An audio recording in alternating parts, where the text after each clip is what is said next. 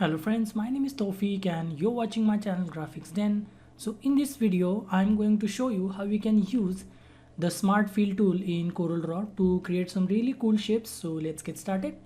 So first of all, we will see how the Smart Fill tool works. So it is located over here, Smart Fill tool. So let's say I create a circle. I will take another copy by using right click.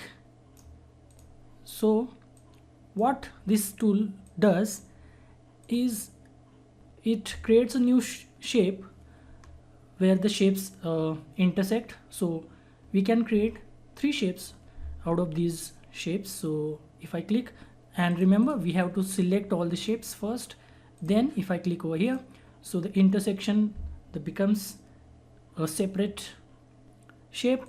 Similarly, now we have created these 3 shapes. So this is how it works.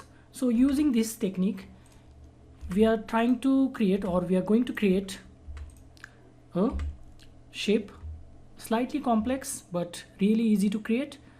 So for that, I'm going to take the rectangle shape and I want to draw a square. So I'll simply press and hold Control key, and if you are using Mac, then Command key, press and hold, and simply draw.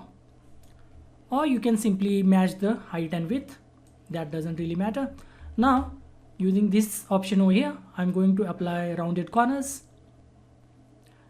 Now the value of the roundness depends upon the width of the object, so I will show you. Now to rotate this, I will click and rotate, and to rotate it by exactly 15 degrees, I will again press and hold Control key, right click, and to repeat the step I will press Control R, so it will repeat the step. So by selecting this, I will again use the Smart Fill tool option. So Smart Fill, and I will create this particular shape. Now these are separate shapes, but I want to create a single shape out of these shapes. So I will select this, and using the shaping option, I will combine all the objects. Now I want to define the center for this particular shape. So I will click again, click.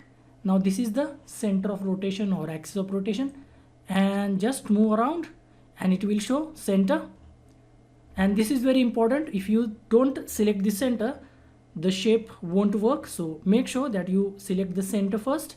Now I will click again over here. I will remove the outline by right clicking over here, and I'm going to use the gradient option, which is called fountain fill, or using the interactive fill tool, I'm going to choose or create a gradient.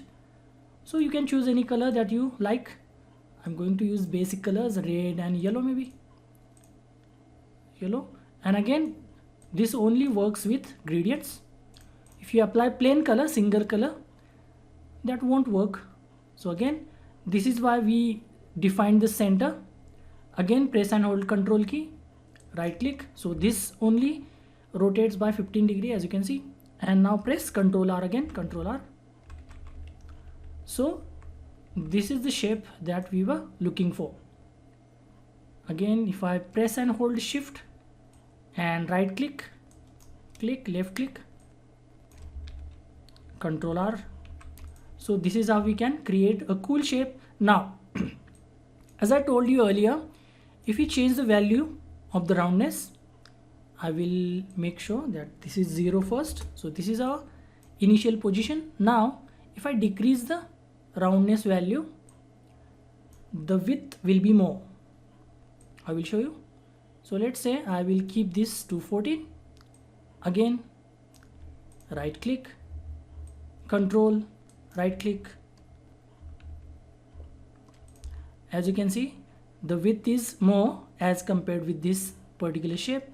Again, select all the objects, that is very important, and using the Smart Fill tool, select one line of shapes and select all the shapes again, and using the shaping option, weld, remove outline, again interactive fill tool, I will use some different color. Let's say this one, maybe this slightly lighter color. So right click again, control. So I forgot that you have to remember, forgot to define the center. That is very important. Center, right click,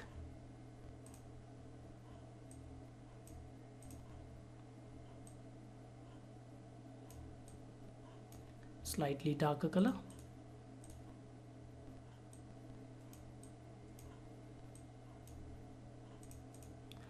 Now that will work. Control, right click.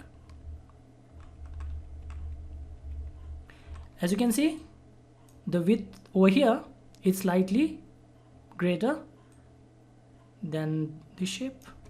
Again, Control R. I will put it over here so that you can see the difference. So the width is slightly more over here. So this is how we can create these really cool shapes, and you can use these shapes in the backgrounds in your designs.